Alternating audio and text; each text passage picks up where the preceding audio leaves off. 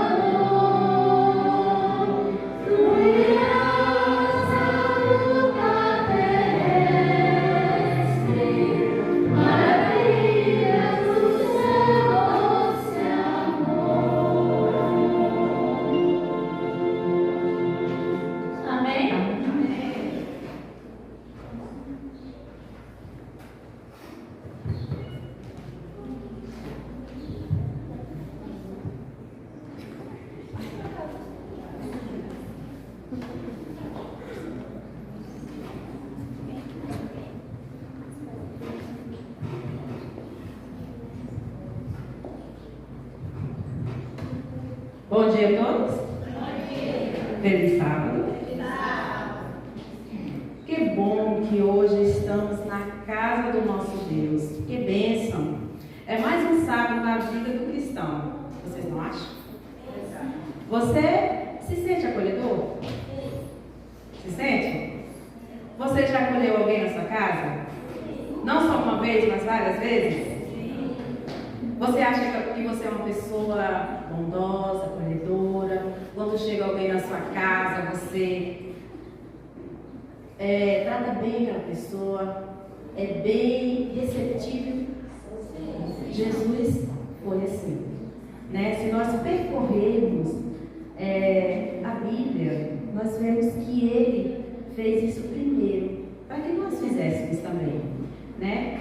Se soubéssemos que uma pessoa importante, como presidente do país, viria visitar nossa casa, com certeza prepararíamos uma boa comida e um quarto para acolhê-lo. Assim devemos fazer com qualquer pessoa. Não é só com uma ou duas, irmãos, é com qualquer uma. Não só aquela pessoa que você conhece. Não, você deve ser assim com todos, né? Que vem visitar você. Nossa igreja, pois todo ser humano é criado à imagem e semelhança de Deus. Ao acolhermos uma pessoa, estamos acolhendo o próprio Deus. Que nós possamos ser assim, não fazer exceções de pessoas, né? Que muitas das vezes isso acontece. A gente só quer acolher bem aquela pessoa que a gente conhece. Não, eu vou convidar aquela pessoa, então aquela pessoa chegou na minha casa, eu conheço ela, né? Eu vou recepcioná-la bem. Não. Você deve fazer isso com todos, não só com quem você conhece, principalmente com quem você não conhece. Não é verdade? Jesus, ele não fez exceção de pessoas. Que neste sábado e durante toda a nossa vida, nós possamos a cada dia refletir e fazermos sempre o melhor e sempre nos espelhar em Jesus, porque ele fez primeiro para nós, para que ele servisse do quê? De exemplo. Muito bem. Que nessa manhã nós possamos refletir e colocar em prática na nossa vida, na minha vida, Benita, na vida de Larissa, na vida de cada uma de nós que estamos aqui. E com esses pensamentos vamos cantar o hino 391. Vem para todos.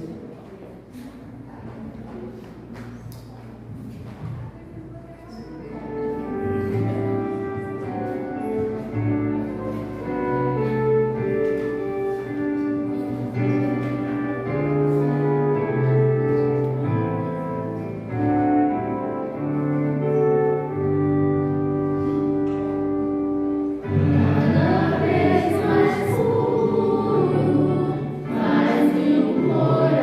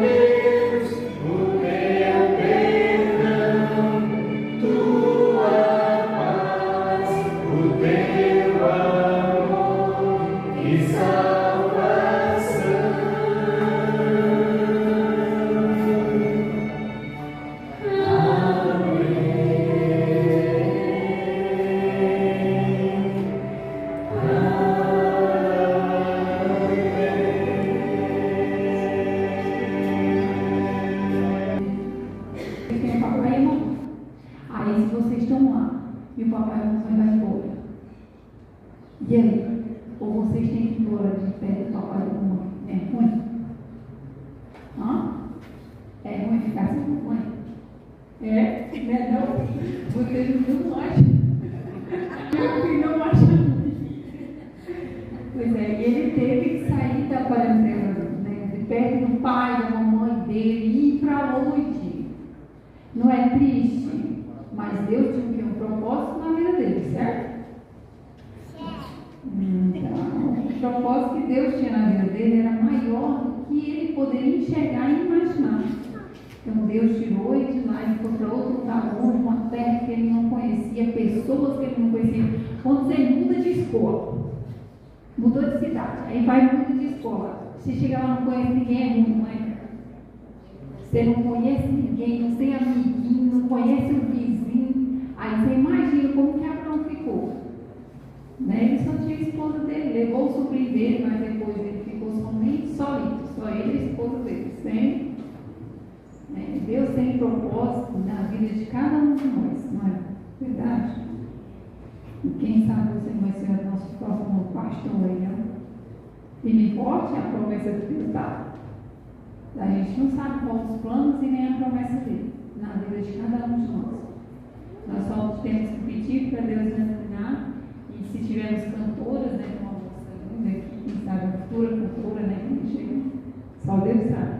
Deus abençoe que a gente consiga, certo? Vamos orar? De joelho, de joelho. Baixa a cabeça. Tá. Pai do céu, obrigada por estarmos aqui. Obrigada pelo papai, pela mamãe, por tudo que o Senhor faz na nossa vida. Somos gratos, Senhor, porque em cada detalhe, mínimo que seja, o Senhor vem prover em nossas vidas. Uma coisa grande, uma coisa pequena, o que importa é que o Senhor está conosco. Pedimos a tua companhia, hoje e sempre, no sexta neste sábado. Em nome de Jesus. Amém.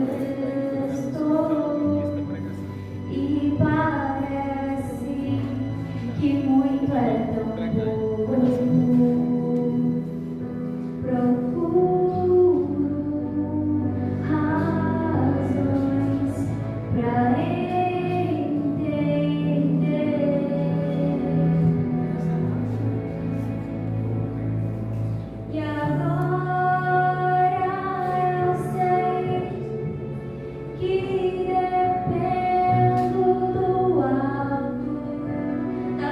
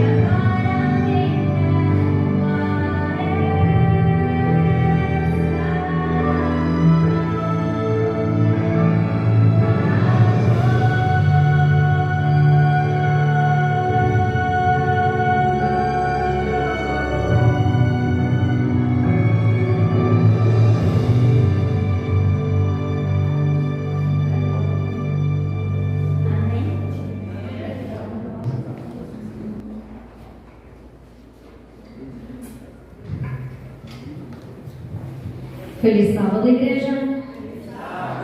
Que a graça e a paz de Cristo estejam na vida de cada um de nós. Amém? Queridos, vamos louvar mais uma vez para nós falarmos com o nosso Papai do Céu. Santo e Eterno Pai, obrigado pela oportunidade que Tu está nos dando de mais uma vez aprender um pouco mais da Tua palavra. Venha nos capacitar e venha nos ajudar a entender e a praticar os Teus ensinamentos em nossas vidas. Em nome de Jesus, Teu Filho amado. Amém. Queridos, nós vamos iniciar com uma pergunta. Quantos já ouviram um ditado que diz assim: me diga com quem andas, e eu te direis quem tu és. Esse é um ditado muito popular.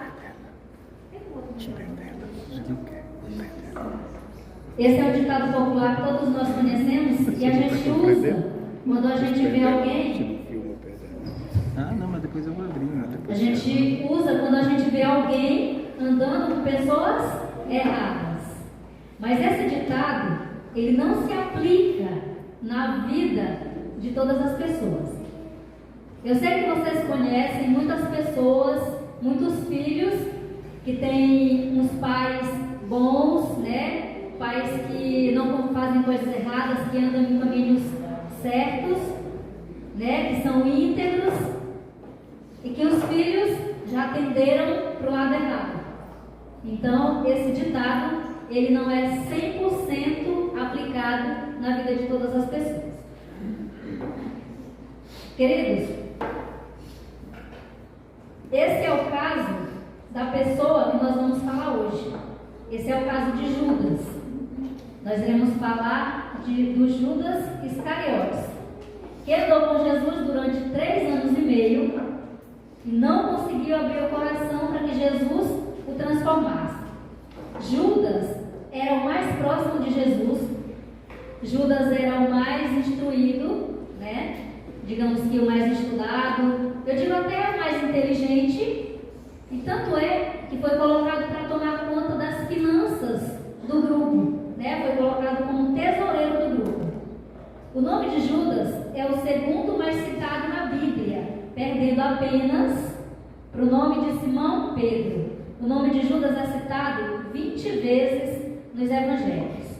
E o significado do nome de Judas é abençoado ou louvado.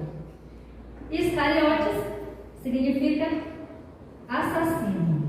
E essa tradução é em grego e em hebraico. Mas, queridos, alguém com um nome tão bonito, com um significado tão bonito, Judas, tornou esse nome em símbolo de repúdio, né? Um símbolo de negação. Quando alguém ouve falar Judas, todo mundo associa esse nome a quê? A traição. E alguns até associam a ladrão, mas a Bíblia não fala que Judas era ladrão. Poucas pessoas na história da humanidade conseguiu manchar tanto o seu próprio nome e a sua própria reputação. Depois disso, ninguém mais quis ter os nomes dessas pessoas. Ninguém mais quis ser seu homônimo, né? Seu xará, como a gente costuma dizer. Isso acontece com Hitler. Vocês conhecem alguém com o nome Hitler? Outra pessoa? Você conhece outra pessoa além? É? Nossa, eu ainda não conheço. Mas existe alguém que conhece. Pois é, mas isso é muito, muito raro. Hitler, o nome Hitler é associado ao de uma pessoa muito ruim, né? Ao de um assassino, né? E quase ninguém quer esse nome. Depois, aliás, antes da Segunda Guerra Mundial, existia cerca de 22 assinantes na lista telefônica com o nome Hitler. Isso em uma cidade em Pachol. Não sei se pronunciei certo, mas tentei. Pachol, nos Estados Unidos. Depois da guerra, não havia mais ninguém. As pessoas escondiam seu nome para que não para não terem nenhuma associação com aquele ditador, né? Isso também acontece com o nome Lúcifer. Vocês conhecem alguém com esse nome? Vai, Demar. Agora não. Quando eu morava no Pará, no Marabá, eu era criança, eu lembro que tinha uma vizinha que ela teve um filho e ela quis colocar o nome da criança de Lúcifer, mas ela quis fazer isso pelo fato dela não saber quem era Lúcifer, né? A gente costuma só dizer de Satanás, mas a gente não costuma não citar o nome, e ela não sabia que Lúcifer é o próprio Satanás, e ela queria colocar o nome do filho, mas alguém chegou para ela e não coloque, explicou a história e ela desistiu. Assim também acontece com Judas. Vocês conhecem algum outro Judas? Pois é, Judas também é um desses nomes que ninguém quer, né? Conta-se que certa vez um cartório de registro no Rio de Janeiro proibiu um pai de colocar o nome do seu filho de Judas, né? Judas Tadeu. Ele ia colocar em homenagem ao padroeiro da cidade. O cartório então proibiu, porque alegando que esse nome iria trazer grandes constrangimentos, grandes transtornos para a criança pelo resto da vida, né? E o pai explicou: não, mas é Judas Tadeu, é em homenagem ao padroeiro da minha cidade. Mas o cartório não deixou, foi proibido, ele teve que escolher outro nome. Vamos abrir nossas Bíblias no livro de Mateus 26, de 21 a 25. Quem encontrar pode ler, viu? Pode ler bem alto para nós, por favor. Mateus 26, de 21 a 25.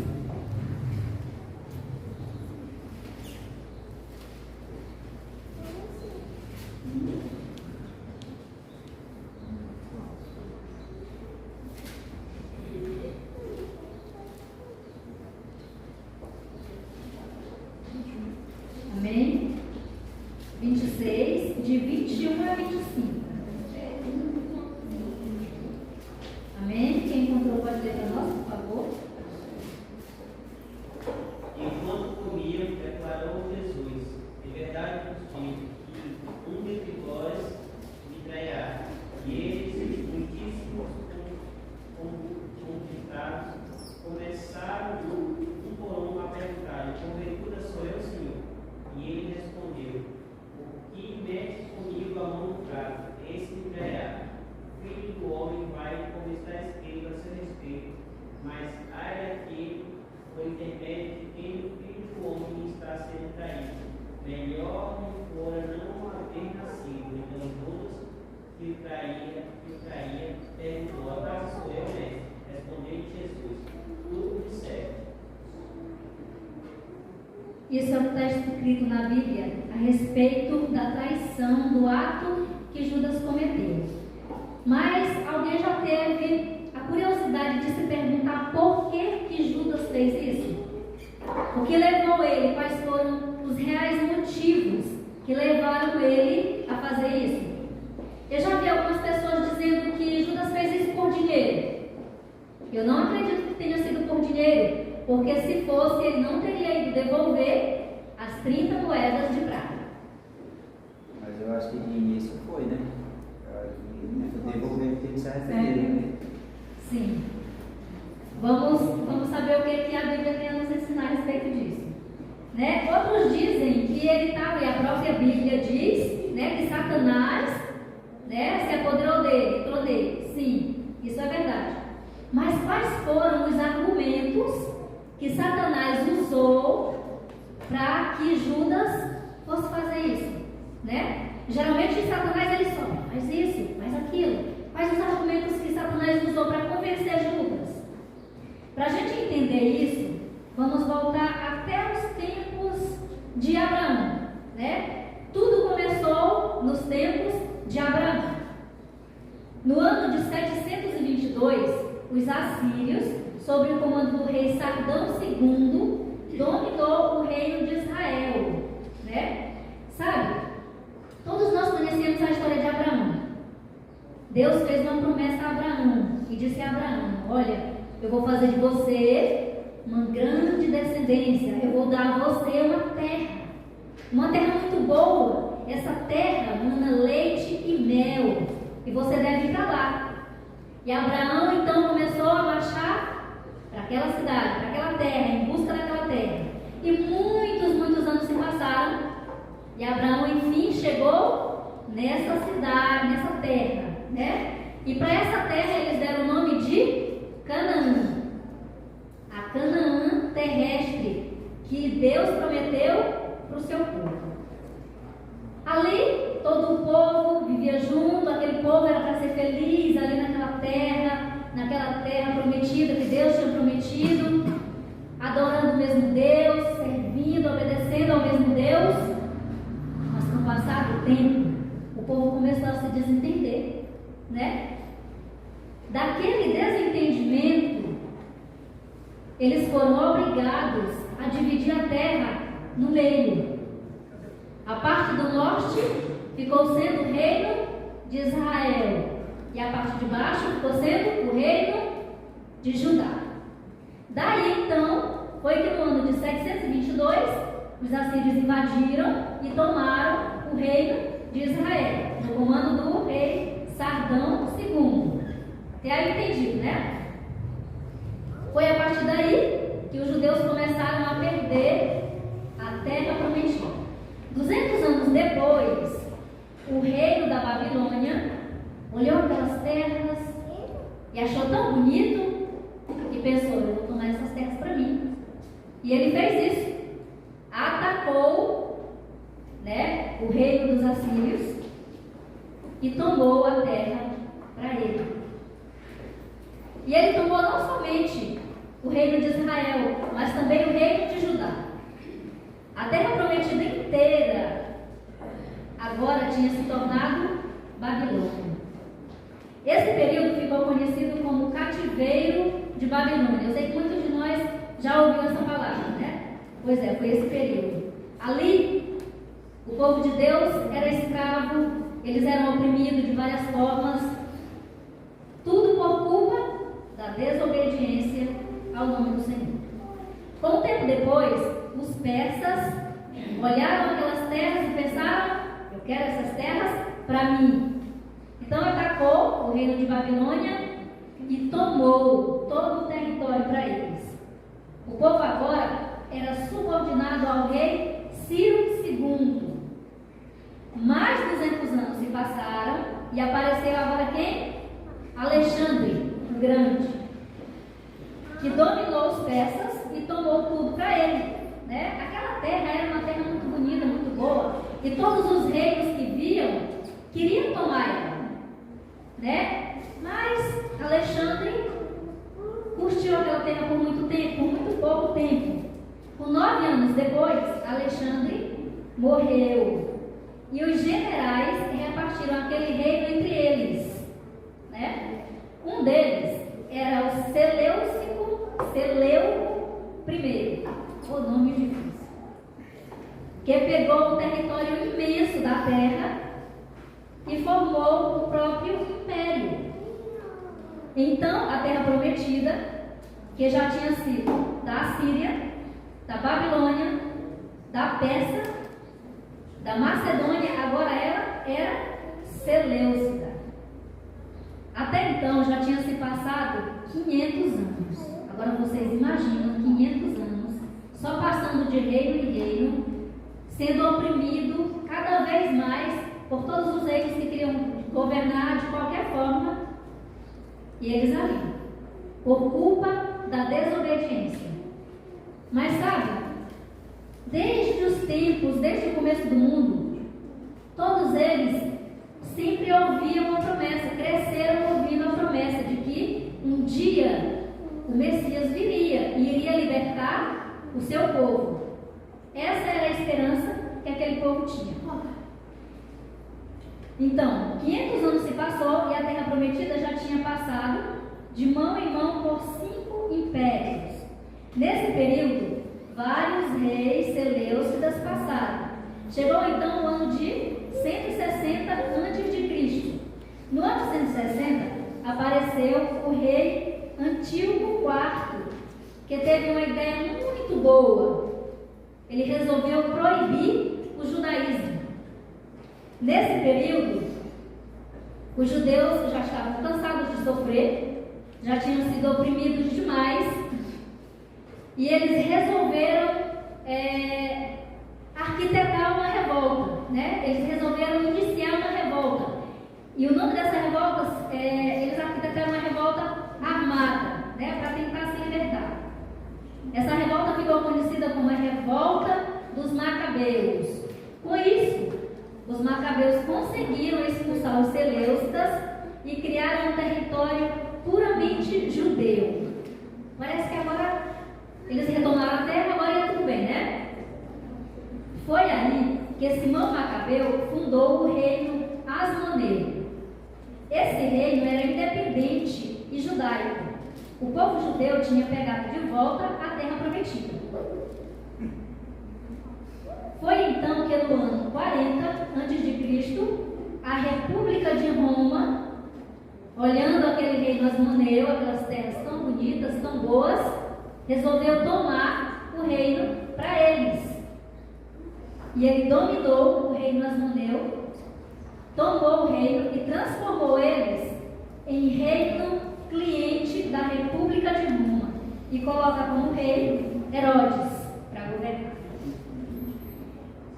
Reino cliente é aquele reino que, de nome, ele é independente, mas que a economia, a política e as forças armadas dependem de um outro reino,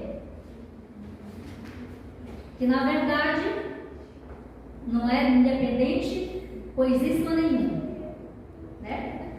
Nessa altura do campeonato, a Terra Prometida já se chamava Judéia. A República de Roma tinha virado Império Romano. E então, foi nesse período que Jesus nasceu. E esse Herodes foi o Herodes que mandou matar todas as crianças, né, de 2 anos para baixo, na intenção de matar Jesus. Esse é o mesmo Herodes.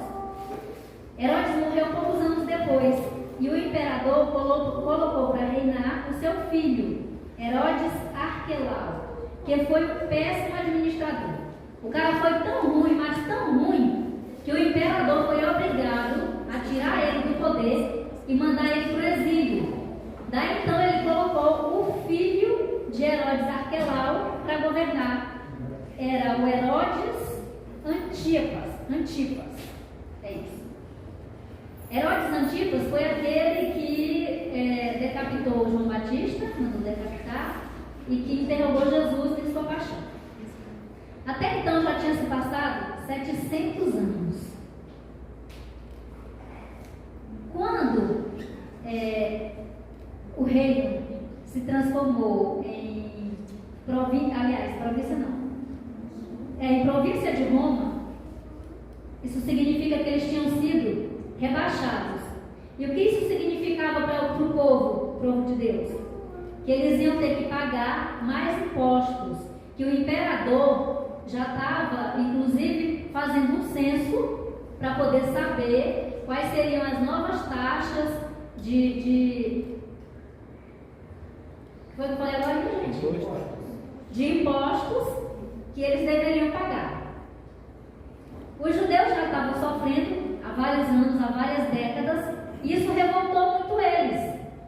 E o que eles fizeram? Se rebelaram novamente. E eles novamente deram início a uma revolta armada, comandada por um rapaz chamado Judas de Gamala, que não era o Judas apóstolo, que não foi muito avante. Logo o imperador suprimiu essa revolta, prendeu Judas de Gamala e executou o rapaz. Mas essa revolta deu origem a um partido político que defendia a revolta armada, né, do povo de Deus para se libertar do jugo do Império Romano. Esse grupo político ficou conhecido como Zelotas. Zelotas em grego quer dizer admirador zeloso ou zeloso pelo nome de Deus. Mas de zeloso e admirador, ele só tinha o nome, porque esse era um grupo muito mau, eles eram muito rebeldes, eles eram muito violentos e cruéis. Mas havia muito próximo a Jesus um zelota, que esse zelota era Judas Iscariotes. Judas Iscariotes,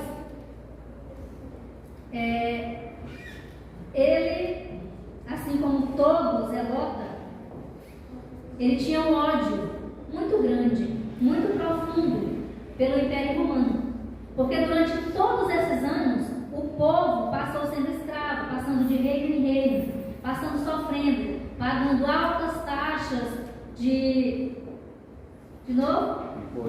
De impostos. E isso deixava eles com muito ódio. E Judas tinha esse ódio em seu coração. Judas tinha uma vontade muito grande de tomar a terra prometida de novo e dar novamente ao seu povo e viver naquela terra que era para ele, era deles por direito. Judas tinha passado a vida inteira ouvindo falar que o Messias iria vir para libertar o povo de Deus, para salvar o seu povo. Judas acreditava em Jesus e ele acreditou que Jesus era aquele revolucionário, que se Jesus teria vindo do céu, mandado por Deus para libertar o povo, Jesus era aquele revolucionário que eles estavam esperando. E ele depositou a sua confiança nisso. Então a vontade de Judas era que Jesus se rebelasse, criasse uma revolta e tomasse o reino, tomasse a terra novamente para eles. Mas Jesus não atendeu essas expectativas de Judas. Jesus, ele dizia que para o povo dar a César o que era de César e a Deus o que era de Deus. Jesus pregava o perdão aos inimigos, pregava o arrependimento, mas não era isso que Judas estava buscando. Não era nisso que Judas cria. Com isso, Judas ficou muito decepcionado. Ele achava que Jesus tinha abandonado a sua missão salvífica, que ele tinha ido para salvar o povo, libertar o povo. E até então, aquelas pregações, aquelas ideias que Jesus tinha, não agradavam a Judas. Então o ódio dele, junto com a última esperança de ver Jesus se levantar com uma revolta libertadora, fez com que Judas entregasse Jesus por 30 moedas de prata.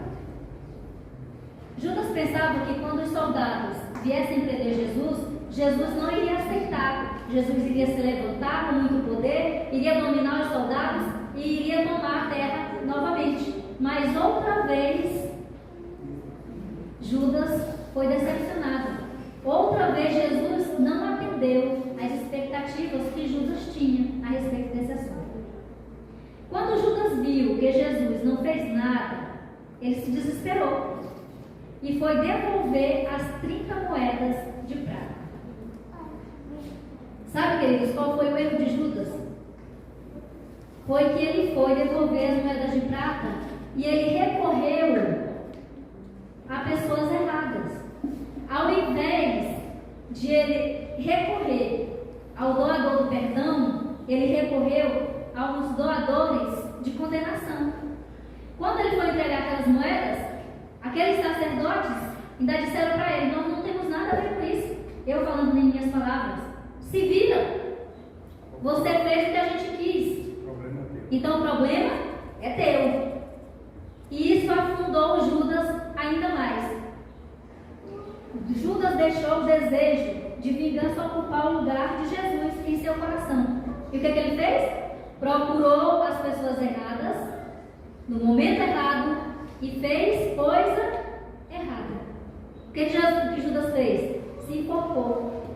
E assim ele selou a sua vida sem salvação. Queridos, se a gente for olhar para a vida dos apóstolos de Jesus, todos eles traíram a Jesus, todos eles.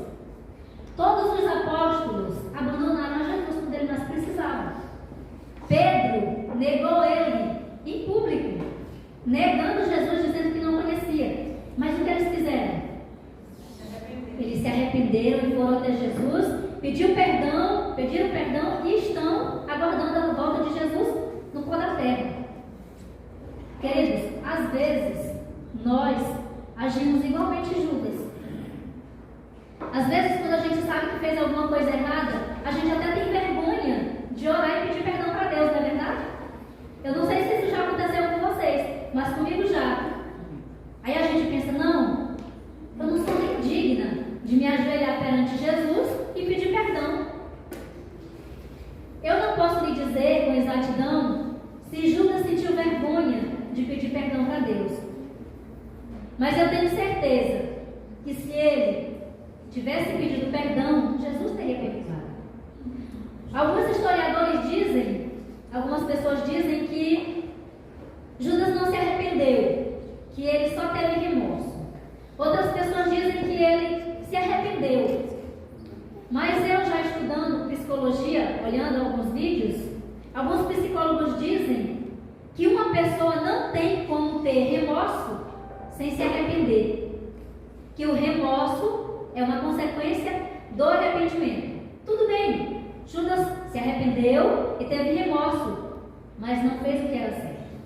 Não foi se derramar em arrependimento aos pés de Jesus. Esse foi o grande erro de Judas, né? Judas tirou a própria vida. E quando a gente olha e diz assim, nossa, que coisa terrível ele fez, ele tirou a própria vida. Quando a pessoa tira a própria vida, não é porque ela queira morrer, sabe? Eu vendo nos vídeos de psicólogos, eles dizem que a pessoa que ela tira a própria vida, não é porque ela não pensa, não, eu vou tirar minha própria vida e eu vou morrer. Não, ela só quer afagar, se livrar daquela angústia, se livrar daquele sofrimento, se livrar daquela dor que ela está sentindo. E eu acredito que Judas sentiu uma dor terrível, porque ele viu que ele tinha mandado para a crucificação Jesus Cristo, o Filho de Deus.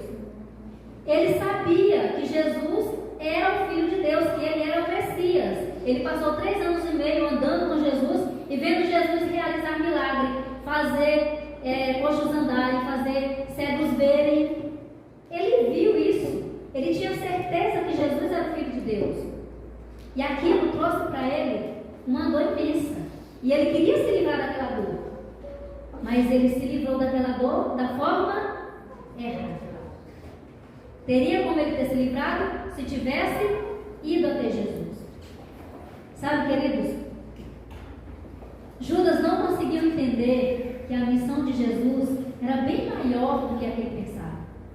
A missão de Jesus não era só simplesmente libertar aquele povo que vivia oprimido há 700 anos.